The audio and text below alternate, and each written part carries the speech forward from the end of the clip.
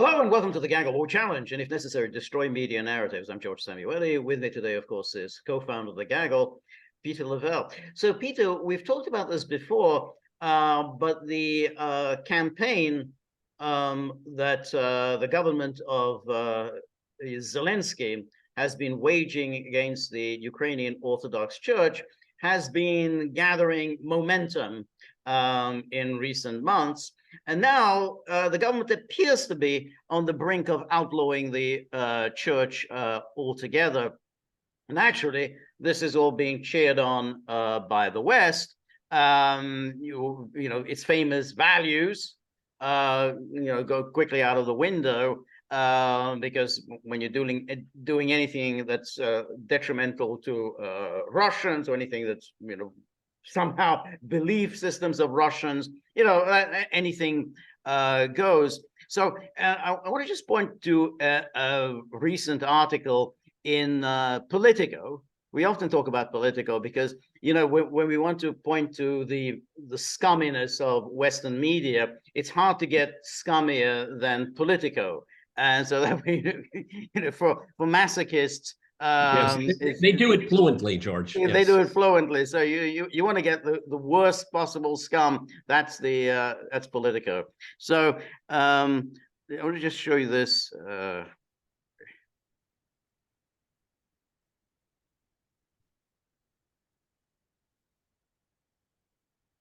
So here is the gleeful headline, and you can see here that they have the end of days for Russia's church in Ukraine.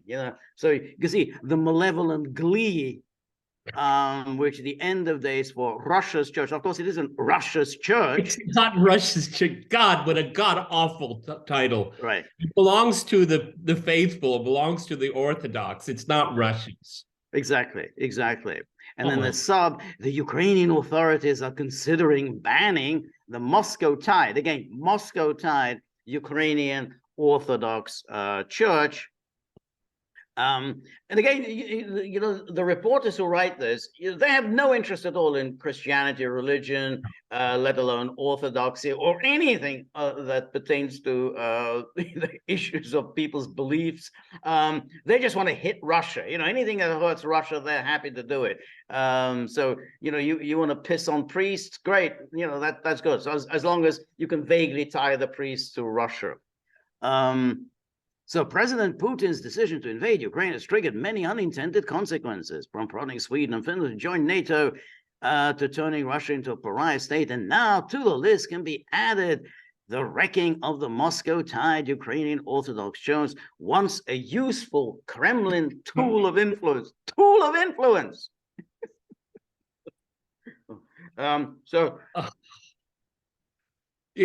George, political systems come and go, strong men come and go, ideologies come and go, but orthodoxy has always been here. So political, crack a history book once in a while. That's right. The Ukrainian authorities are considering banning the church, and draft legislation has already been prepared by the opposition parties to do just that. Ukrainian President Zelensky. Opposition parties. Where are the air quotes, exactly. Please? Where are the air quotes, please? And what kind of an opposition is it if it's actually doing the bidding of the government? I mean, they're even more zealous in pursuing government. That's the opposition. Is expected to make an announcement soon about the future of the church, whether there will be an outright ban or an option for the church to form a new one shorn of any ties to the Russian Orthodox Church and its leader, Patriarch Kirill, a vociferous supporter of the invasion, which of course he's not. Which is not true. Exactly. Vociferous, yeah. But even without the ban, the UOC is in rapid decline, with more priests and worshippers poised to defect to the rival Independent Orthodox Church of Ukraine.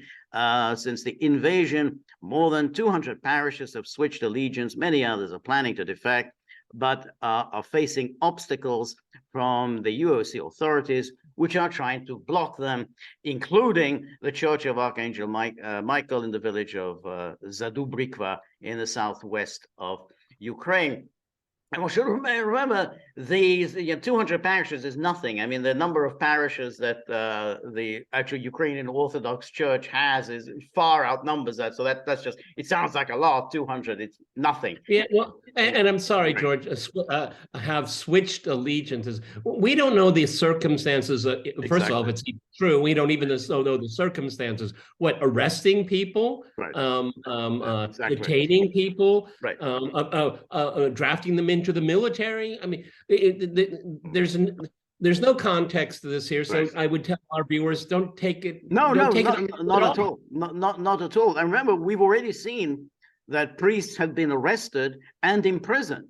I mean, so we talked about this in a previous episode of the Gaggle. You know, we had that priest. He was just arrested. You know, they put an electronic device to him, and he's under a home arrest. So they were, you know, yeah. So when they say, oh, they switched allegiances, yeah, on pain of imprisonment and torture.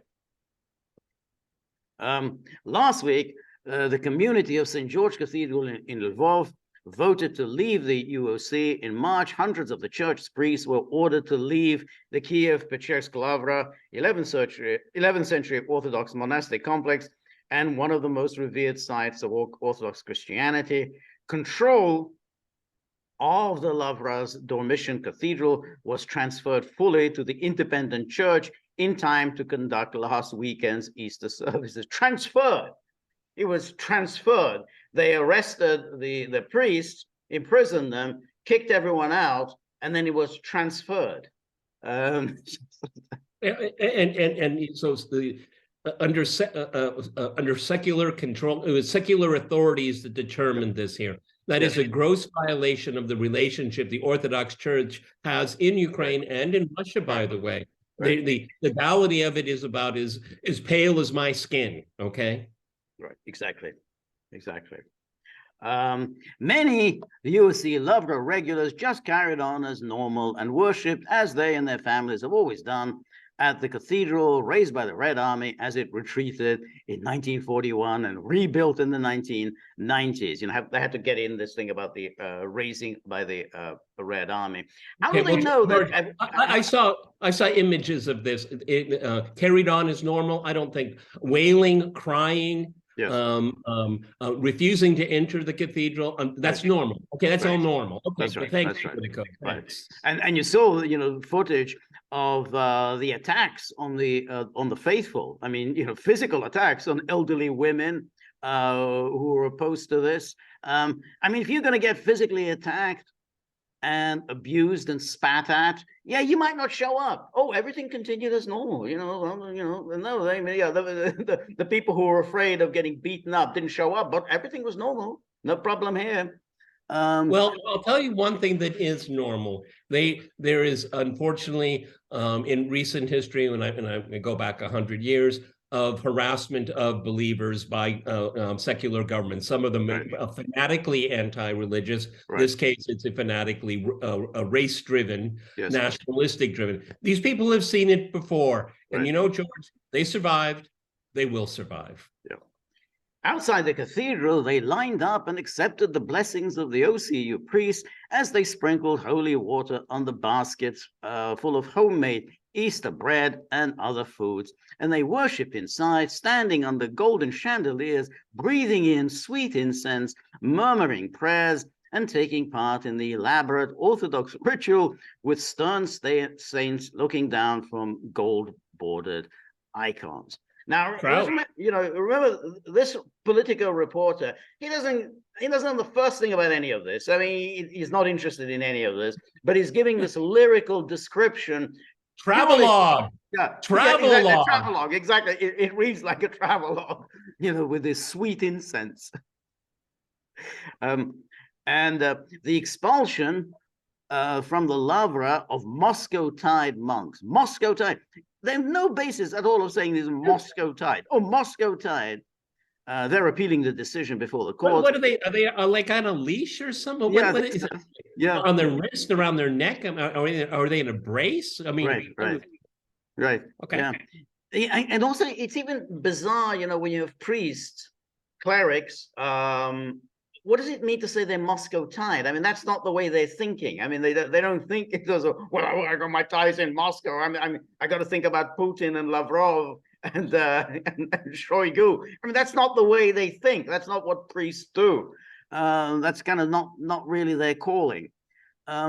So it's part of a wider crackdown on the UOC because of suspicions that its leadership and some of its priests are disloyal to Ukraine. Disloyal.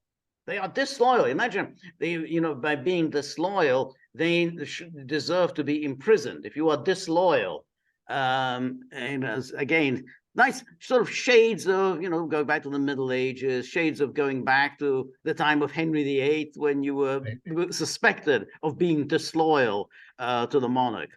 Well, Yeah. In Orthodoxy, you don't have fealty to the state. You have it to the church, and the church is the community. I mean, again, this political guy doesn't understand anything about Orthodoxy at all. Okay. It's a living church. That is who they are loyal to. Right. They're not loyal to Kiev or Constantinople or Moscow. Right. It is their community. That's right. So their leaders are disloyal and have acted as fifth columnists in support of Russia's invasion. Notice again what Politico is doing here. They're essentially providing justification for taking any measures at all against the priests. I mean, they are disloyal and they're fifth columnists on behalf of Russia. Well, I mean, then whatever the government does to them. I mean, Politico will be there in the cheerleading section. I mean, yeah, well, they were, working for the Russians. They were fifth columnists. That it's raised to the level of such disgustingness that it's hard fully to grasp what's going on here. You're providing justification. This is real. These are people. It's not just a matter of words. I mean, these are people being imprisoned right now. They're being beaten up, tortured right now. And here's Politico providing the justification for it. So technically, the 10-year-old agreement on the use of state-owned Lavra has expired, but the government refused to renew the tenancy, claiming that there had been rental violations. Yeah, I mean, rental violations. They didn't clean out the bathtub properly.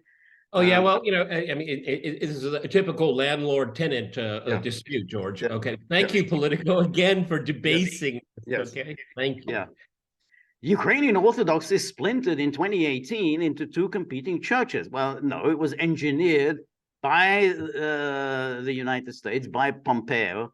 It's a phony, artificial creation that that they came in and made this bogus church, the Orthodox Church of Ukraine, in the face of furious Kremlin opposition. In the face of furious opposition from the church with which it had been affiliated, the Kremlin opposition.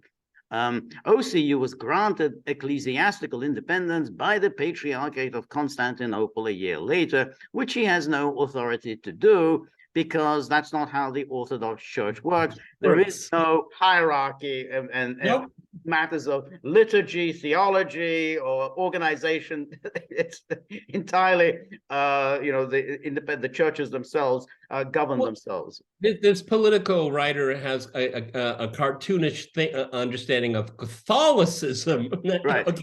Right. Not of Orthodoxy, because just as George said, there's not the same hierarchy as in the Catholic Church. Right. Okay. Right. In a sign of the political fault lines underpinning the feud, OCU churches had offered support to the Maidan protesters in 2014, who toppled Viktor Yanukovych, Moscow's satrap in Ukraine.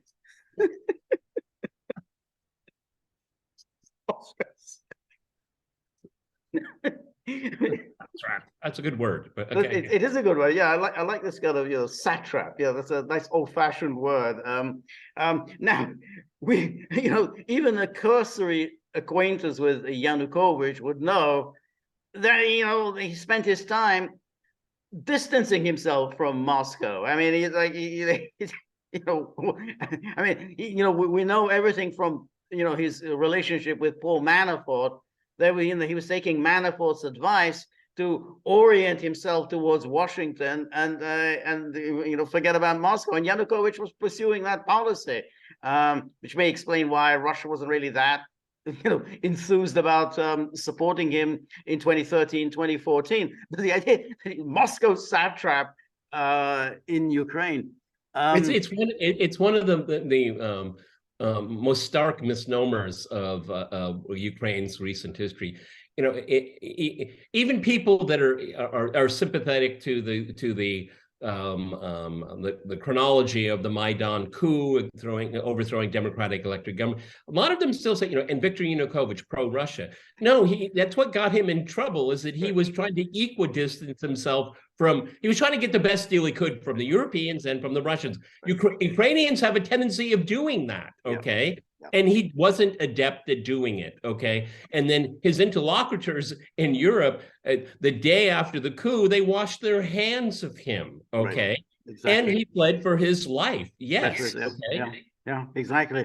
Sure, he should have known, that this is bad news. Manafort was just bad news. It's going to lead you into trouble. But it is interesting that all of that during that time from what he won in 2010, he was befriended not just by Manafort but by Podesta. All these lobbyists. He thought, great, we're going to use him to get Ukraine to come over to our side.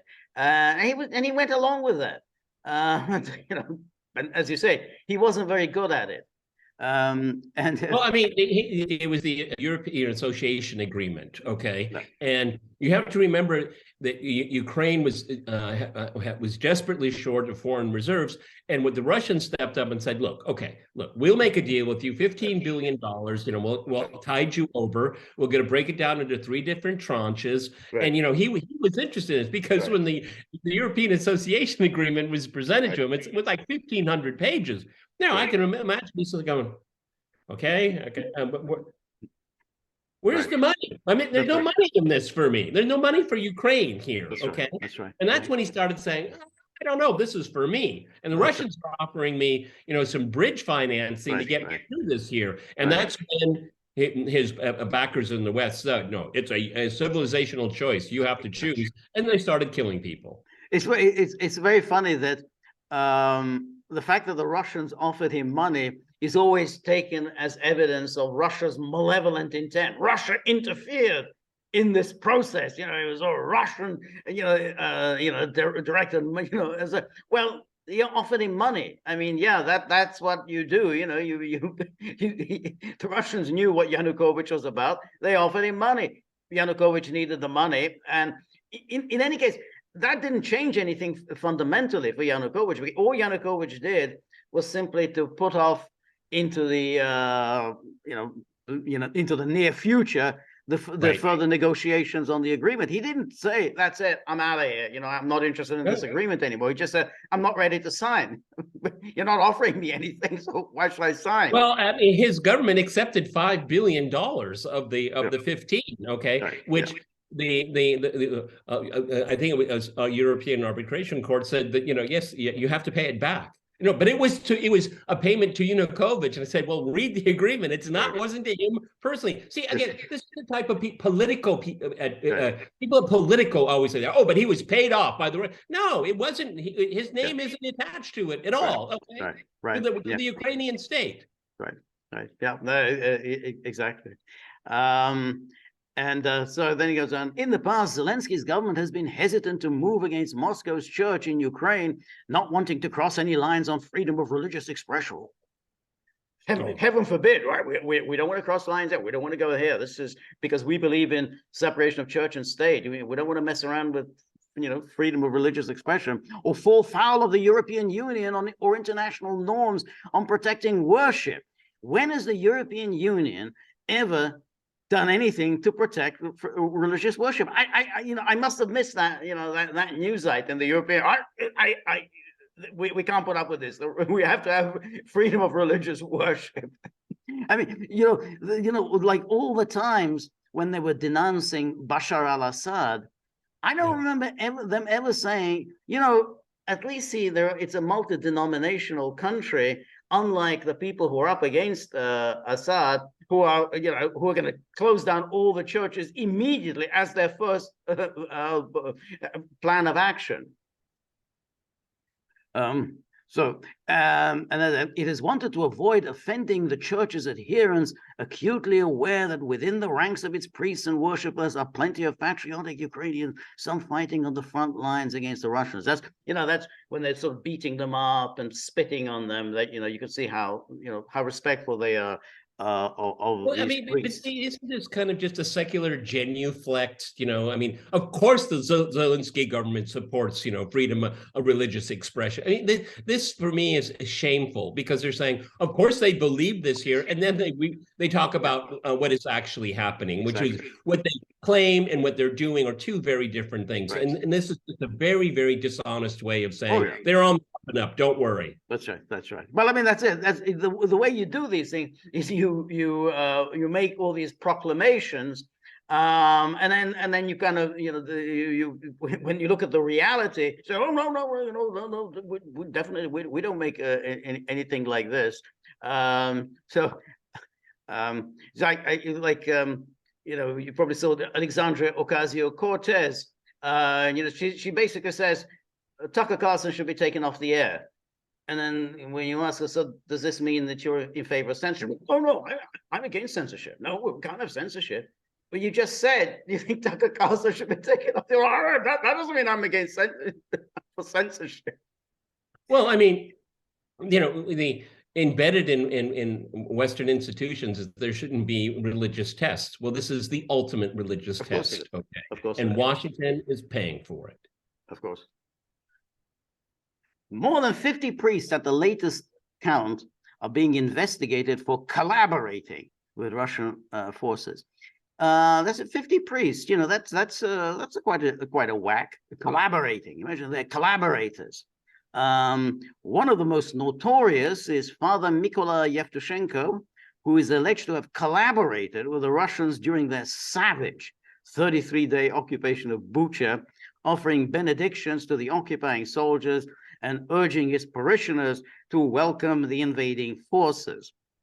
All of which is just simply a write-up with what the Ukrainian authorities are just telling you. I mean, they've given you this. This is what he was. That's what he was doing. Let me write this. Do we have? Does the father have his side of the story mentioned in this article? Right. Exactly. Yeah. That's right. And then, aside from trying to stamp an ecclesiastical imprimatur on the invasion, he also pointed out locals most likely to resist the occupation of Bucha, the suburban town just north of, and has become a byword for war crimes. I don't even. Well, maybe he was pointing out people that are part of Azov and Fabricated, Cretan, all these other groups here. Are those the people he's referring to? Right. We don't know, because we don't hear his side of the story. That's right. And of course, none of this has ever been proven. I mean, like the Bucha thing is one of these by dint of repetition. You just keep repeating Bucha. No, there's been no proper investigation. You're just simply accepting the claims of the Ukrainian government. And then, of course, all the Ursula von der Leyens who just simply parrot those claims. And then the Politico was on hand to pretend that all this has been established. And then in November and September, the police raids on UOC buildings turned up pro-Russian literature. What was this? What was the pro-Russian literature? I mean, what was it? Copies of War and Peace. I mean, George, if you were to ask me, Peter, can you define a pro-Russian piece of literature? I'd be really, Anna Karenina. Exactly. I mean, pro-Russian and Russian passports. I don't know. Well, they may have been Russian citizens. I mean, Russian passports. Earlier this month, the church's top religious leader, Metropolitan Pavel, was placed under house arrest ahead of hearings to establish whether he had been stoking religious divisions and glorifying the Russian invasion. Stoking religious. Imagine the horror of stoking religious divisions. I mean, that is the worst thing you can do. I mean, what would be that religious division in this case? Right. What would be that case? I mean, are we talking? I mean, is this against Muslims? Is it against Jews? Is it against Catholic? Or are we only all talking about Orthodox? We're only talking about Orthodox people. But of course, but what's bizarre about this is that, well, who has been stoking religious divisions? The Zelensky crowd. They've been stoking religion, and going back to the Pompeo years when they tried to split up the Orthodox Church of Ukraine. I mean, they've been splitting this up, and so they're saying, well, you're stoking religious division. Well, it's okay when we do it, because we're doing it for freedom and democracy and values. So we can stoke religious divisions, but otherwise we go around accusing others of stoking religious divisions. Yeah, and Pompeo is one of the darlings of the religious right. Yeah. Who would have thunk? Yeah, exactly. The Kremlin has sought to weaponize the moves. They're weaponizing these moves. So, no, sending people to prison, that's not weaponizing. No, that isn't the way, but the Kremlin is doing the weaponizing against the UOC for propaganda purposes.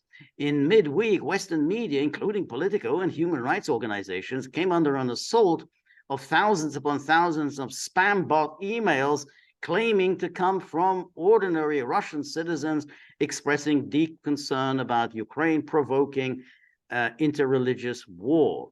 The spam bot messages from fake accounts complained that Ukrainian president is throwing monks onto the streets in violation of international norms and the freedom of religious belief. Well, those are true claims. So yeah. I suspect you're just lying to say there's a spam bot.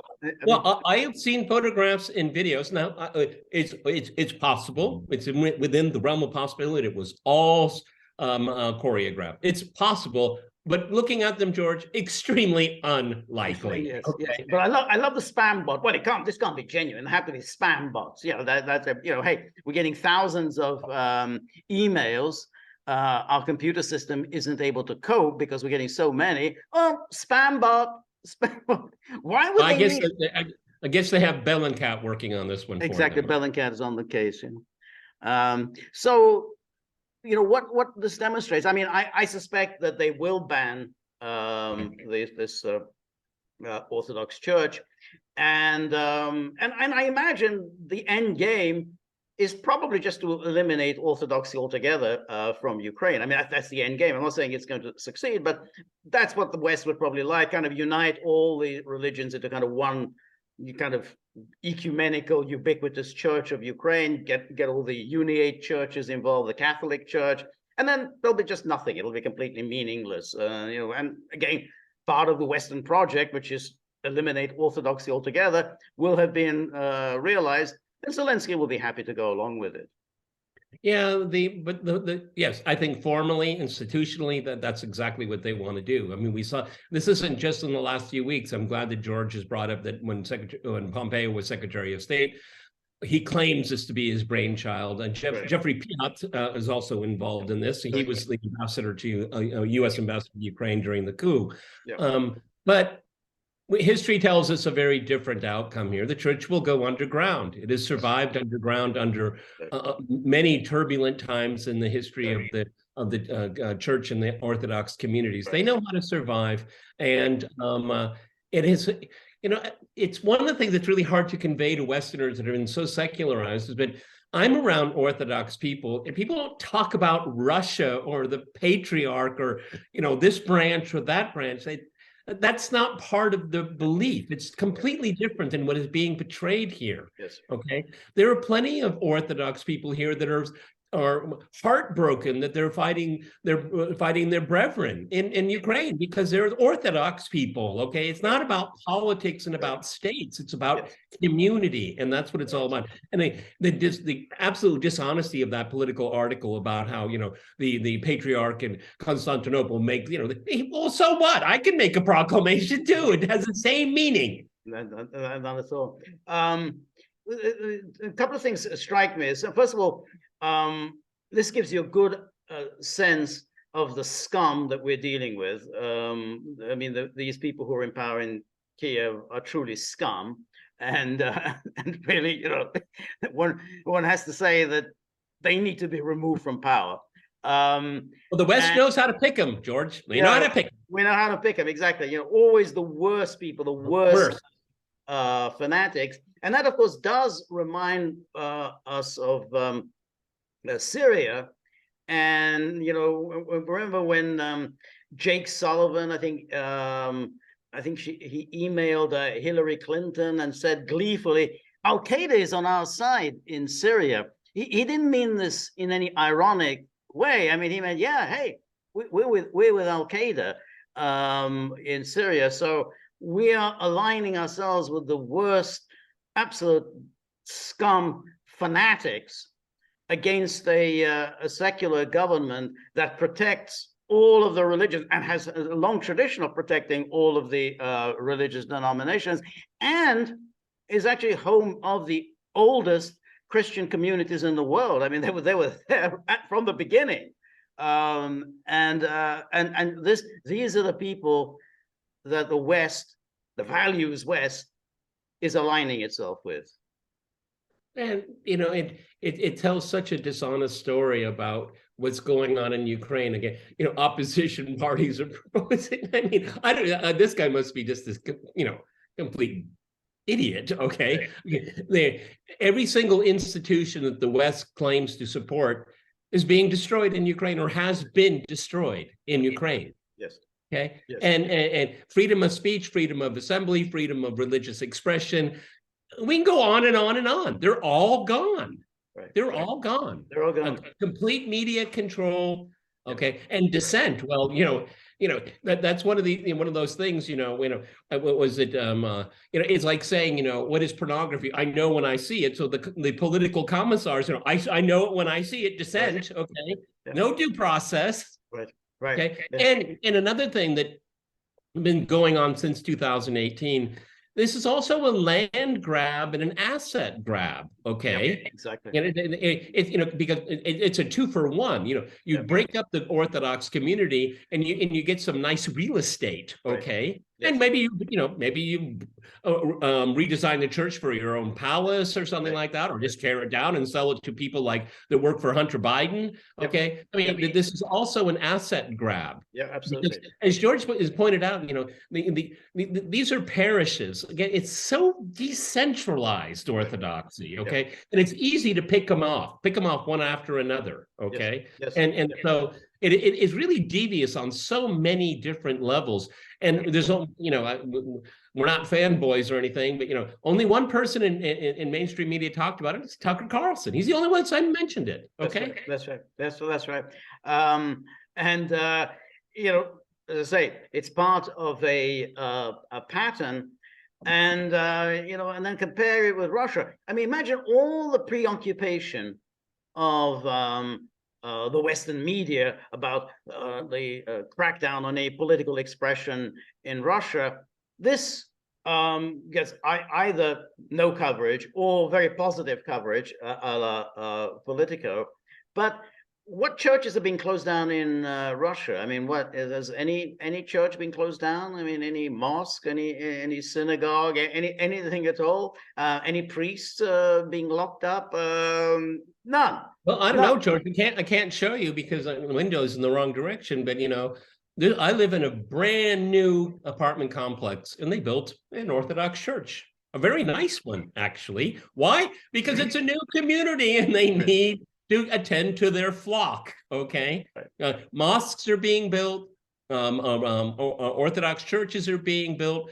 They're being renovated, like they're going out of business. I mean, you see things that it's very friendly towards religion. All major religions, all.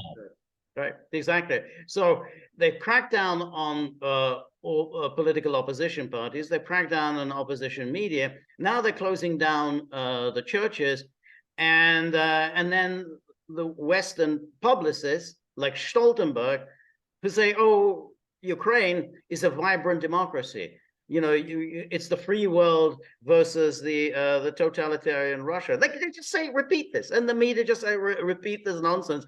The vibrant democracy, this is vibrant, and this is a free country as opposed to the totalitarian country. I mean, we're fed these lies, and there's so little pushback other than outlets such as the gaggle. Yeah.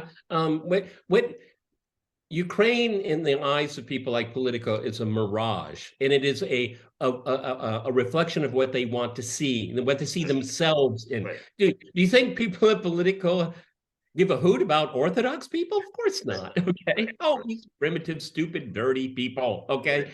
All right. And anyway, what do you need religion for if you got Politico? That's right. Exactly. And you say the same as Zelensky. Zelensky doesn't care about any of this. I mean, nothing. You know, he never showed the slightest interest. I mean, what was he doing? You know, playing the piano with his organ. I mean, it's that's what he was doing in the past. So he's never taken any interest in any of this.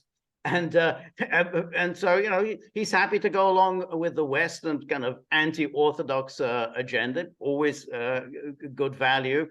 And so, you know, and this is how they go on. I mean, and as you say, there is a pecuniary motive here. There's money to be made.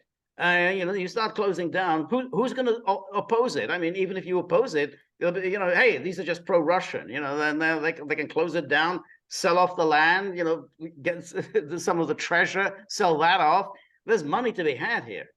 Yeah, well, you know, Politico didn't deign to do any research here, but the Orthodox Church in Ukraine, what is today's Ukraine, was there way, way longer than the state of Ukraine, okay? Right. Way longer, okay? Right. Ukraine is a relatively new country, everyone, okay? Very new, okay? Very new. And its borders have changed in numerous times in the last 100 years. Yes, that's right. That's right. Yeah, I mean, it's you know, be interesting to contrast what the Ukrainian authorities are doing with what the Bolsheviks did. You know, at the worst times of the Bolsheviks.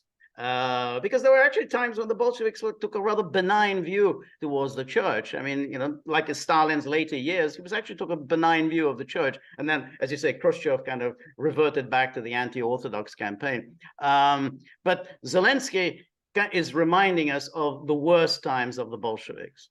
I want to show everybody something. I'm going on a very short vacation, and I have a book I'm going to read again. It's very, very good, and I want to show everyone. It's by Dominic Levin. Oh, yeah. Towards the flame, okay. Mm-hmm. And it's very interesting. The first couple of chapters, remarkably, and he even kind of basically apologizes for focusing so much on Ukraine because Ukraine was in the news. But basically, it's the origins of Ukrainian nationalism. Guess what, everyone? It was Ukrainian nationalism was basically established in the Austro-Hungarian Empire. Okay. Yeah. That's where its seeds are. Okay, that's not Ukraine, and it wasn't even Ukraine then. Okay, but you know, George and I have mulled. When I get back, we're going to bring on Dima Babic, our good friend, and we're going to talk about this whole lineage of Ukrainian nationalism. And I think, and Dima is Orthodox himself, and he can probably fill in a lot more gaps for us and connect a lot more dots about what's going on with the church in Ukraine, because this is a very painful thing for me. That's so much part of people's identity. It's flourishing here now. And to see it being snuffed out for political reasons, for a corrupt, undemocratic regime, it's really one of the dark pages of what's going on right now. And you're almost foreboding to talk about it. That's right. Par for the course for NATO. I mean, you know, if there's scum around, always, you know, you can find NATO. You know, with like the old English expression, where there's muck, there's brass. So where there's scum, there's NATO, always. Yeah. NATO, be proud of what you're doing, that's okay? Right. It's part of your legacy. That's right. And you'll be remembered for it, okay? With all the other very nasty, I'm going to watch my language, nasty things will be said about you in the future. Anyway, this is our update on here. I'm glad George wanted to talk about it. I think it's very, very important. This is The Gaggle with Peter and George. We're on Locals. Please go to thegaggle.locals.com, visit our store. And this time tomorrow, George will have his first live stream of the week. Live stream, 3 p.m. Eastern time. Please join me. Come with comments, criticisms, and suggestions. Always very welcome. On the way out the door, think about little buddy. We don't want him kind of drifting over into the NATO camp. He's saying, if unless something happens, maybe I can get more out of NATO. Their tip jars are much bigger than this one. So, Chihuahuas are huge political entrepreneurs. they're political entrepreneurs. I think if I was a Stoltenberg, I get a big tip jar. So we don't want the buddy to leave us. So we're very grateful for all of your help and friendship and support. The more you're able to donate, the more of these videos we can make. And above all, the more likely it is that we're going to keep Buddy on board, which is really what matters. So remember, if you like the gaggle, please like, share, and subscribe. See you soon. Bye.